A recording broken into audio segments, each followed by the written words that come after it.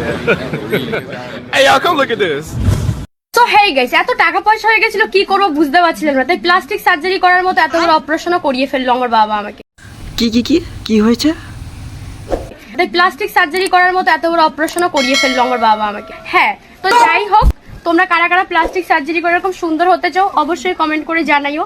আমি তো সুন্দর হয়ে যাবই, কালকের মধ্যে দেখতে পারবো আমাকে যে আমি কতটা সুন্দর হয়ে গেছি। মুখের সার্জারি করে তুমি কিউট হয়ে কি হবে? তাই ব্রেনই যদি খারাপ থাকে আর কি করবে তুমি বলো তো? ব্রেনই তো খারাপ। আর হ্যাঁ, ডাক্তার আমাকে কথা বলতে বারণ করছে, তাও যাও একটুখানি সময় বার করে বললাম।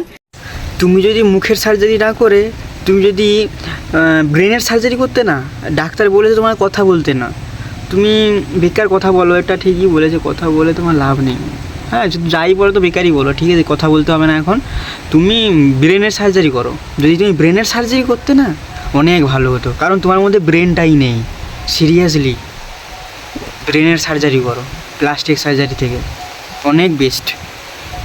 সো এইটুখানি বলার ছিল। So bye bye guys, by.